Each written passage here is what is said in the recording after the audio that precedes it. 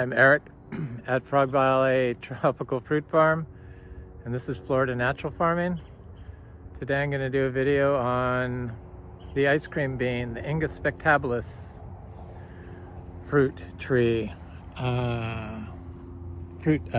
Inga ice cream bean taste test. So we grow 4 different types of ice cream beans, and it's kind of been an elusive fruit for us to fruit.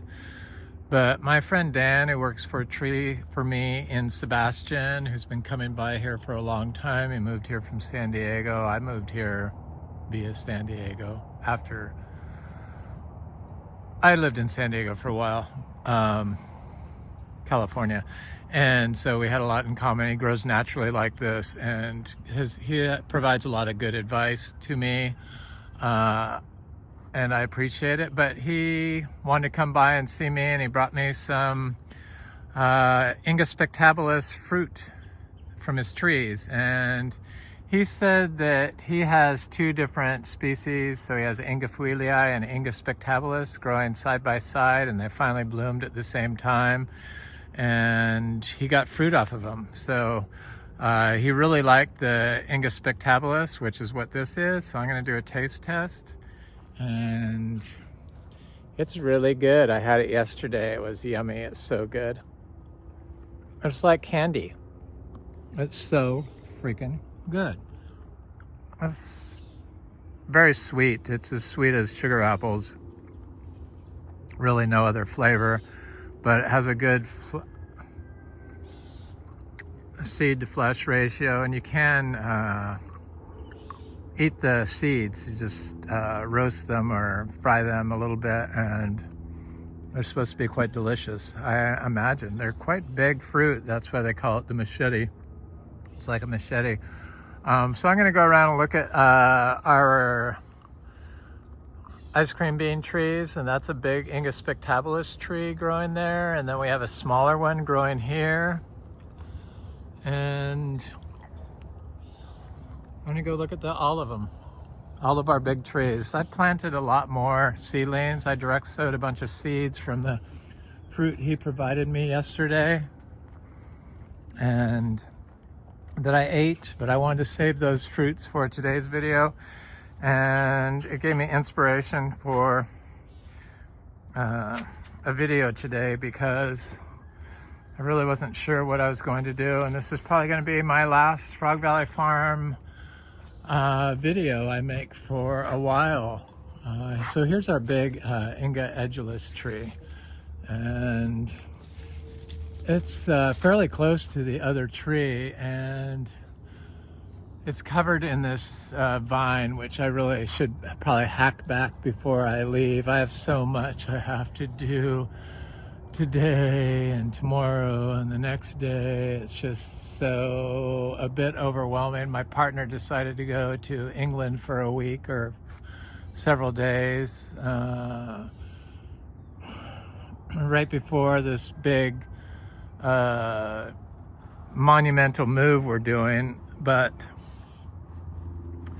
that's okay. It will all be handled fine. So this tree is pretty big. It is trying to flower again, and the Inga spectabilis tree is right there. So they're fairly close together, and they should be able to cross-pollinate.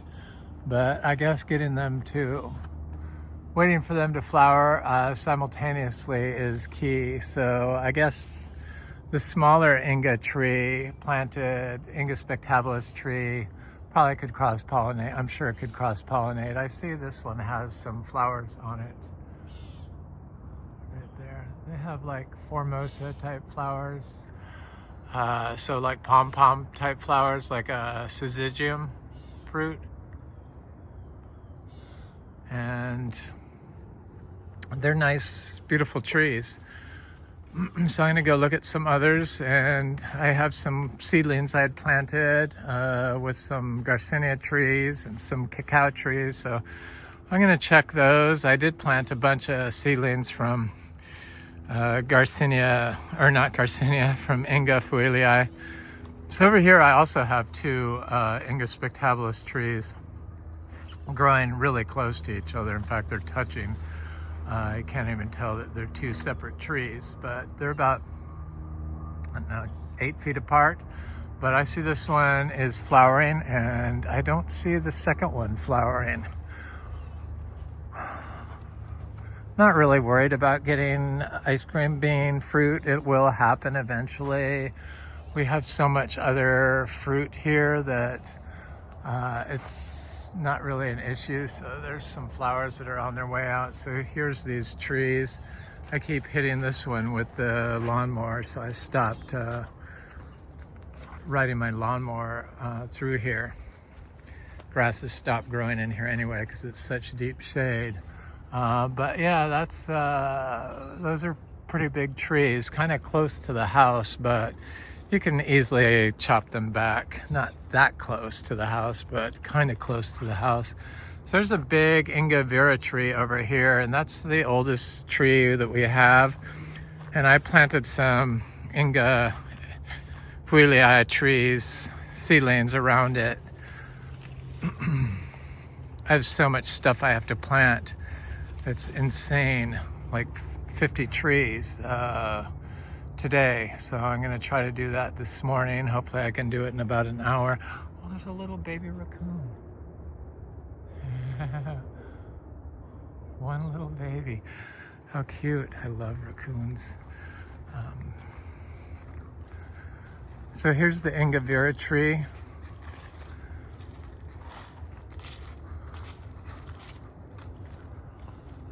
And I saw some flowers on it. Hopefully I can see some more, but of course, when I want to see them, this tree is huge.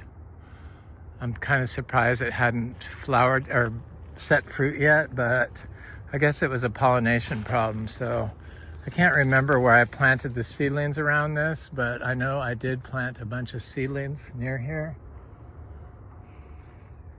But it's a good sized tree. Everything's looking very, very good here. Like I said, this is going to be one of my last videos I make. This raw sapote, the creatures decided to get all the fruit, but they did leave me one fruit on the tree. Hopefully it wasn't my darling raccoons that did that, but probably was.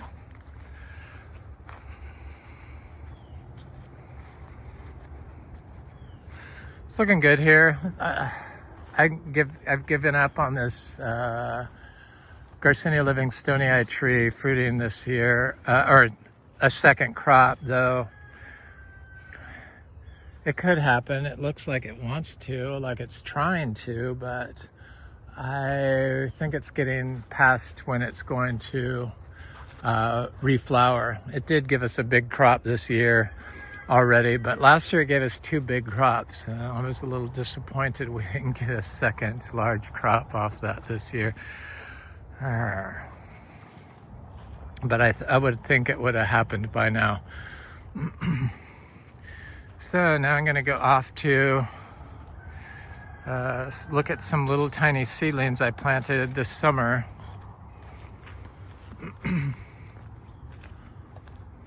Of the, I think it's the Inga feuillei. Dan told me he did not care for the Inga feuillei fruit. I found it to be okay. Just like the Inga Vera, I did not like at all the fruit. But I did like the spectabilis. It's pure sugar though. I mean, that's what it tastes like. It tastes like sugar, cotton candy basically. And a little goes a long way. Probably kids would love it, I would think. But they're nitrogen fixing plants, and it looks like they will produce or do produce a lot of fruit once they get going. And they're important species for the food forest.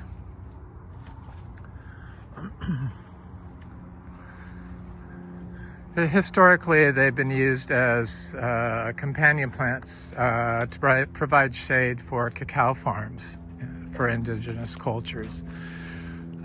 So nitrogen and shade for the cacao. So in here, I have all my seedlings that I started in this area through here in pots. way too many plants I have to plant. Too many plants, not enough time, but I want to get them in the ground. I have my cinnamoneae. I have all these seashore mangosteens. And there's also some Platonia insignis species in there. And then I have these, I thought these were Rollinias species, but here's another cinnamoneae. And then I have from my friend Frank, he gave me a pot full of elamas that are looking swell. I'm going to plant those. Too many freaking plants to plant. I would say there's like 50 seedlings. Here's some more jackfruit I have to do. And here's a Talicia species I have to plant. Some cacao from our fruit we got this year, and then more Garcinia seashore mangosteens. And somebody got in this pot. Great. Those were my Quaimuk seedlings. Of course, they always get the stuff I don't want them to get. Of course, if I'm growing it, I don't want them to get it, but it's a problem. So our little cacaos are in here, but I planted some Garcinia Livingstone, or not Livingstonia, but some Garcinia latissima. That's the big, huge, fruited, red fleshed Garcinia, and the seeds were quite expensive. They're like, not like, they were $50 each. And so here's one here. And here's a little Inga edulis tree I planted right next to it. I started in the same pot, so I planted them together. And here's another one right here. And there's a little Inga edulis tree. Got all kinds of stuff growing in here. I have that feuillei that looks like a golden rambutan. So it's a little hairy feuillei fruit. Right here, it's grown quite large. That came from Bellamy trees. And I also have some of those super expensive, supposed to be a very good variety of Garcinias. They were like $60 and $40 a seed. From Bellamy, I only bought one of each of those seeds, but they all germinated. I also have a little feuillei tree from my friend Dan, who gave me the ice cream bean trees. He gave me a feuillei seedling he started. But I have cacao growing in here. I have that's that feuillei. I just plant stuff very close together. Here's a little durian tree. They're doing good. I just don't want to step on anything walking out of here. But sorry for shaking, but I was gonna fall off that log.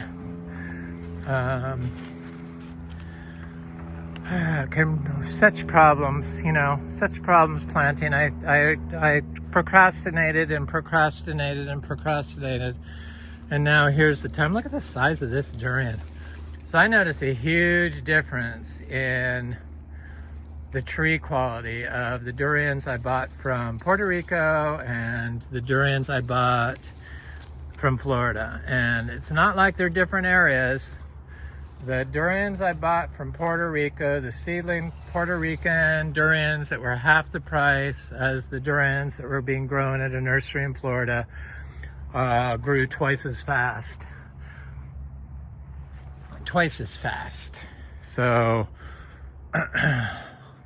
just unhappy with some of the trees. I'm not going to say the nursery, but if you looked at some of my last videos, you could figure it out, because I did say where I got them. I got this green sapote also from them, and it does good for a while, then it struggles. It does good for a while, then it struggles. It's just, I don't like nursery plants. They just are like poor quality, and they just always struggle. Just seeds, get seeds, but not always can you find seeds.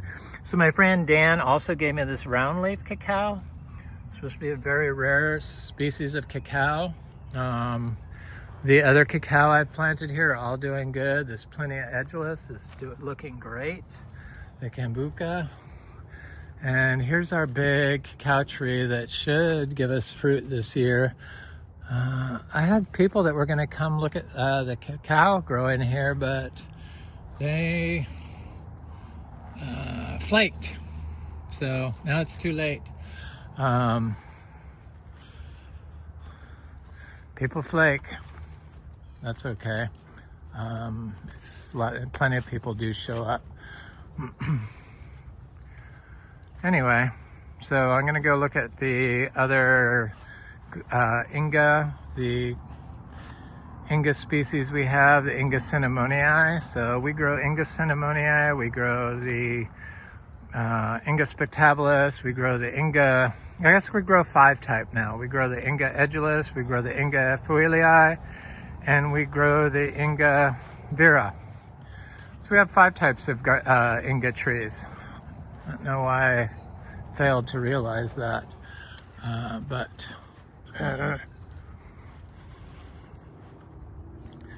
it's kind of hard to keep track of all the different species of fruit trees. It's just, I'm kind of surprised that I can remember them actually. This is supposedly a Rollinia tree, but the leaves are huge. I thought it was cacao, but obviously it's not cacao. And I swear it was a Adamoya seedling, but it's just so beautiful and healthy. It's just amazing. So we have an Inga cinnamoneae tree growing in here. I planted some seeds. I direct sowed a lot of the Inga spectabilis seeds in here, the ice cream bean. So this is the Inga cinnamoneae. It's the Brazilian ice cream bean. There's a mango growing right next to it, but it's finally got some size. That seemed a little more cold sensitive than the other species of Ingas. The other Ingas never seemed to flinch at 31 degrees, but these did freeze back. Not all the way to the ground, but they had a little die back.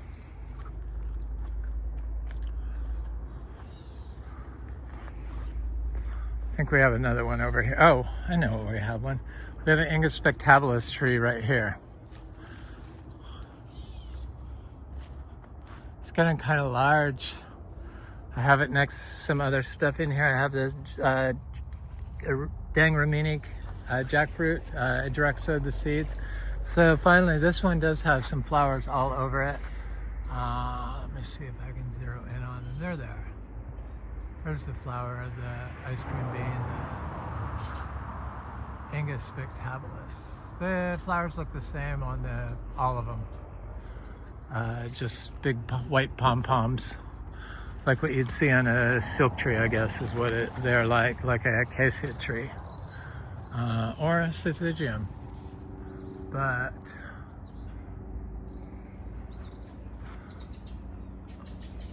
there's not a or a tree close by. I guess that cinnamoneae is kind of close by, but I did plant some other seedlings through here, but I can't remember where I put them. I don't mark them, so I imagine I put them near here. Here's a little coffee tree growing here under it. Probably I should plant some of those cacao around here since it's got good shade cover. Dry farm cacao you really need to plant in full shade if you're going to dry farm it. Mine will not survive in full sun during times of drought, the cacao. A lot of the plants do just fine in full sun, but the cacao, unwatered during times of drought, will die usually. At least it has historically. So I just stopped planting our cacao in full sun areas. Full shade, deep shade, they like it. They do just fine. They fruit very well. Not too much else going on here. At least the bananas are still blooming, so to make up for all those racks that got damaged from the hurricane. Been having a lot of people come by here. Probably too busy now to show anybody around until I'm back here. My partner is going to be staying here, and because we're not going to leave this place empty, just wouldn't be wise. So they're going to stay here. I'm going to live up there, and I'm going to come down here and switch with him periodically. So I want to see this fruit on this Garcinia madruna to see if it was ripe, but I don't see any yellow fruit on it. Still flowering, still got a lot of fruit, lots of flowers, lots of fruit. Nice freaking tree. I see this is starting to got some big fruit on it. Looks like they're starting to turn yellow, so they'll be ready before I leave. Some of them. The Garcinia madruna fruit does not fall off the tree when it's ripe, so you can sit on the tree for a year, just dry up and be completely brown and still be hanging on the tree. Unlike a lot of the other Garcinias where it will just drop off. Most of the other Garcinias, it just drops off, but not the madruna. So I have one last ice cream bean, and I'm going to wind this video up. It's going to be a short video. I got to get these plants in the ground. So this ice cream bean here is another Inga cinnamoneae.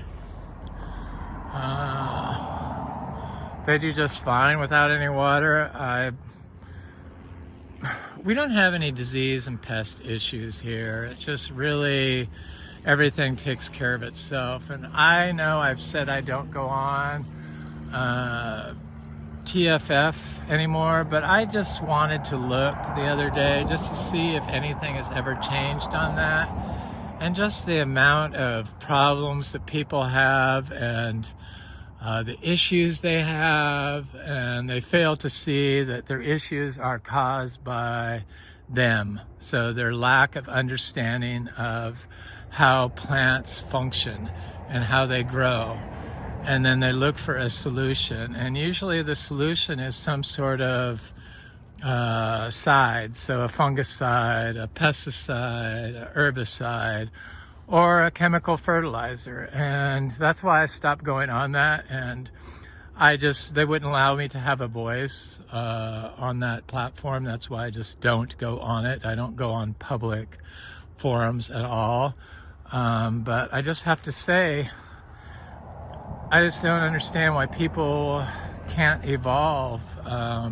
But I watched this video on people's intelligence and how their IQ has lowered since the 80s from seed oils, from processed seed oils. There's something in it that causes brains to shrink. And I was like, well, obviously something is going on with us where we can't figure out information and adapt to the reality that trying to get a healthy outcome while bombarding a biological organism with anti-biological, like fungicide, herbicide, pesticide, is never going to give you a truly healthy outcome. You're never going to attain true health by using anti-biologicals. And they've shown why, and I've talked about it in my videos. I've gone over it so many times in almost every video, but it seems like we're stuck in some sort of loop where disinformation that has been discredited is just regurgitated and recycled over and over and over again.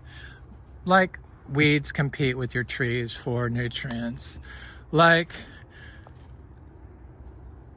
manures from cows will cause your plant to burn. That's misinformation. That's totally untrue. And that's why I started making these videos, because of all the disinformation and the lack of understanding on how to grow plants in Florida. The easiest place probably in America to grow plants is Florida. It's perfectly set up. We have plenty of nutrients. The reason why our nutrients can't get to our plants is because of issues that we have caused to the soil, whether from machines driving on it, or eliminating diversity, or application of anti-biologicals like pesticides, herbicides, fungicides, or synthetic fertilizers are causing the issues and depleting our soil of the carbon in the soil that will house the life and provide the nutrients that your plant needs and enable your soil to your waters to move through the soil and provide a nutrient-rich soil solution to the plants. I mean, it is the most biodiverse spot in North America, this part of Florida. So to say that you can't grow stuff here because the lack of nutrients in the soil is just, it's just like ridiculous. But anyway, I'm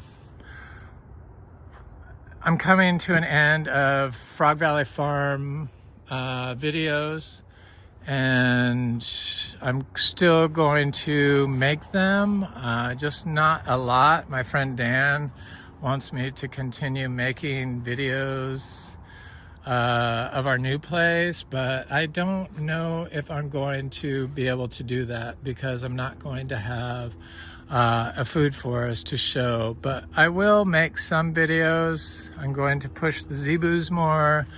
I'm certainly not going to be able to stop making videos altogether. And when I do come down to Frog Valley Tropical Fruit Farm, while we still own it, I will make videos when I come down here. But my partner doesn't make videos, and they have an understanding of what's going on, but they just don't know where all the trees are and don't have the knowledge of all the Latin names and blah, blah, blah. So they just don't have an interest in making videos, so they're not going to do it. And eventually we are going to sell this. Somebody will buy it eventually. We're not going to give it away, but we are selling it. Hopefully somebody that buys it will understand the importance of having nature in our systems in Florida, and will keep all this hard work I've done over the last 9 years, building up our soil, creating a ecosystem that is self-sustaining for all these rare tropical fruit trees that supposedly we couldn't even grow here. Anyway, I'm Eric at Frog Valley Tropical Fruit Farm, and sayonara. This is over and out for my videos at Frog Valley Tropical Fruit Farm. I will make some sporadically in the future when I'm around here, but I'm not going to be around here. I'm going to be up at our new place trying to take care of everything there, and there's a lot to take care of. So until the next time, I hope everyone grows well and tries to learn more and share your information, and try to persuade people to take care of Florida and not just think about their one tree that they probably don't know how to grow anyway. Anyway, have an excellent day. Thanks again. I love the support. I really appreciate it, and I feel like there's kind of a movement afoot for regenerative farming in Florida, but we're not there yet. It's, I don't know, it seems futile at times, but I have hope that it's changing, and that's gives me reason to go on and continue making these videos periodically. Deer flies, sorry I ended that guy's life. Anyway, please like, share, and subscribe, and thanks so much for watching. Have an excellent day.